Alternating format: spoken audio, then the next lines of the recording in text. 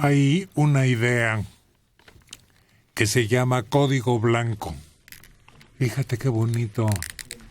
Código blanco consiste en que todo transporte de medicamentos tenga las carreteras abiertas. La Asociación de Farmacias dice que permitirá salvoconductos para el surtimiento como si se estuviese en una guerra ante los bloqueos registrados en las últimas semanas, sobre todo en Oaxaca, Chiapas y Guerrero, incluso el Distrito Federal. En un lapso de entre 40 a 45 años, las pérdidas económicas ascienden ya a cifras muy altas.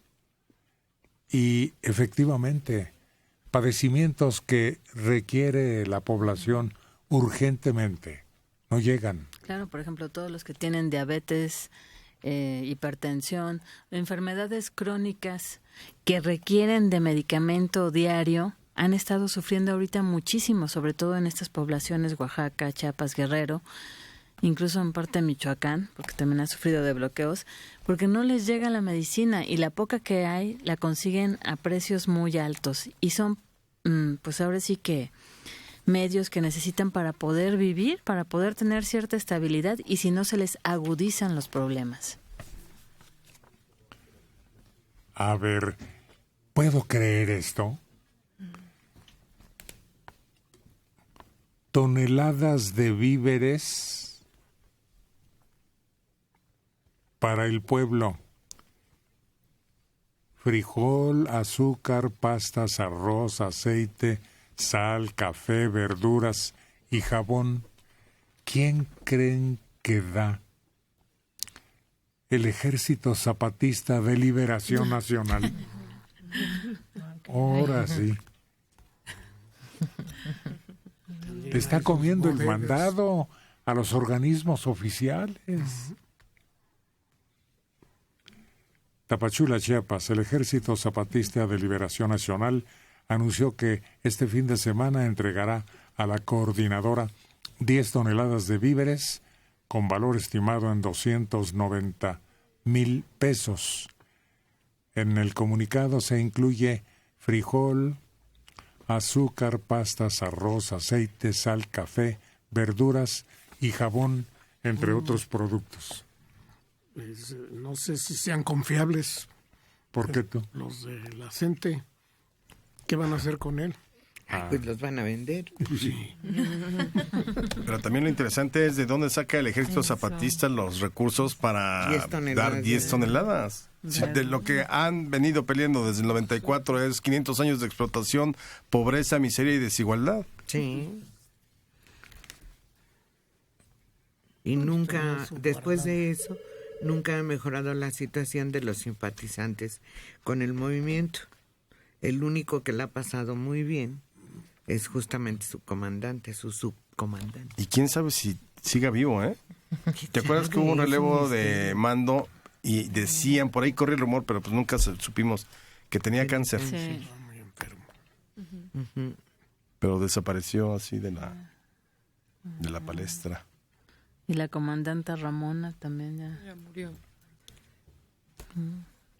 Ella sí enfermó gravemente Sí.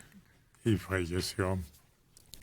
Fue un movimiento de lo más extraño, como de tipo Walt Disney. Sí. Pues es que cuando salieron con palos de escoba a manera de fusiles, decías, pues, ¿qué es esto? No, pero sí hubo muertos, ¿no? Y los primeros días sí tenían armas y sí mataron soldados. Sí. Fue unos momentos muy, muy difíciles para ambos lados. Tomaron toda la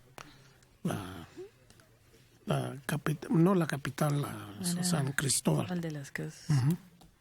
Extraterritorialidad. Sí, prácticamente hacen su movimiento independentista. Pero no fue una cosa riesgosa, peligrosa, amenazante. La congelaron.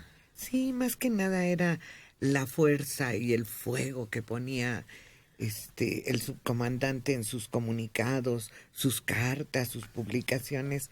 Eso era, pero... Fue una revolución por internet. Sí. Eso fue lo que hizo que sobreviviera el movimiento y que los protegiera, porque salió la información a nivel mundial. Y además todos los escritos del subcomandante Marcos eran entre poéticos y soñadores.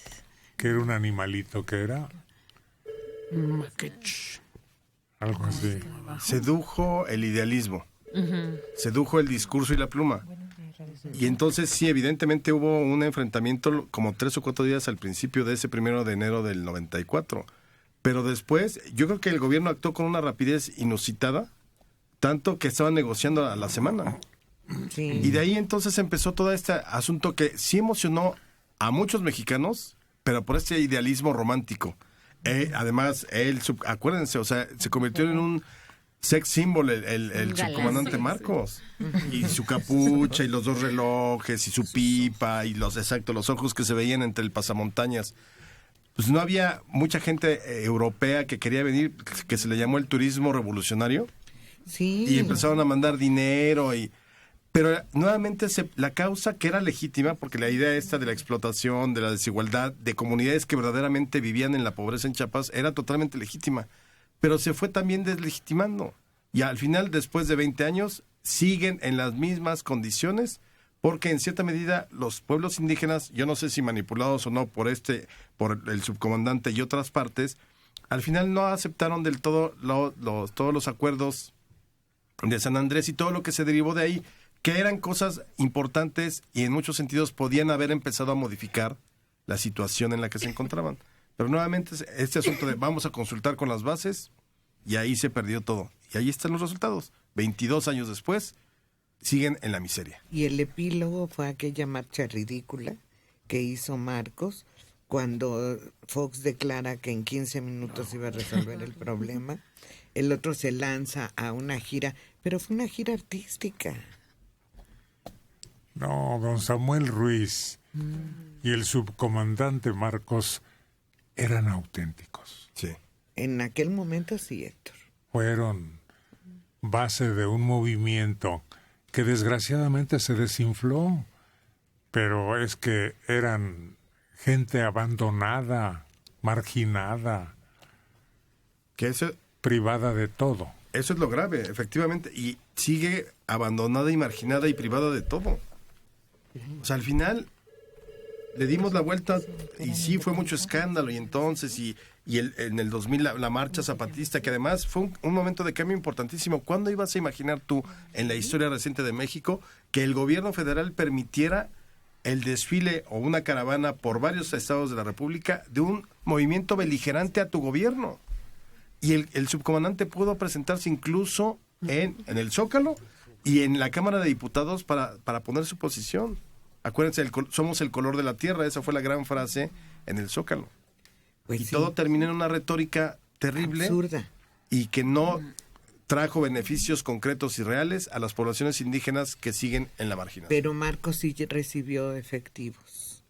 Sin embargo, quienes están todavía siguiendo la causa, porque sacan cierto provecho, y de ahí es que nació el ecoturismo, que es visitar ciertas regiones de Chiapas en donde la gente te recibe, te enseña la manera en la que viven, no reciben regalos, sino alimentos o algún tipo de donación así, pero nada en efectivo. Es el que dicen, sigue siendo nuestra tierra, no se dio paso a las transnacionales que querían entrar a echar mano y utilizar los recursos naturales, y a aquellos mineral, el uranio, que es tan peleado y tan buscado en otros sitios y que dicen abunda en esa zona del país, en Chiapas. Sí. Y también ocurre que pues siguen divididos los indígenas. Los tzotziles, que son los que constituyen el Ejército de Liberación, están en pie de guerra prácticamente contra los tzeltzales, que apoyan al PRI y que participaron en la matanza de aquella de Acteal, del grupo de las abejas. Siempre han sido priistas estos grupos de indígenas, igual de amolados e igual de todo. pero no han logrado unificar la causa indigenista en Chiapas. ¿Y recuerdas esos muñequitos que empezaron a sacar con la figura de la comandanta Ramona y el subcomandante Marcos, hechos a base de trozos de tela y con palitos, y pues lo que tenían a la mano los indígenas, y te los vendían cuando andabas ahí por San Cristóbal? ¿Cómo se llamaba aquella ex primera dama francesa? Chirac. La señora Chirac, ¿no? No, era del socialista Mitterrand. Mitterrand. Daniel Mitterrand. Sí.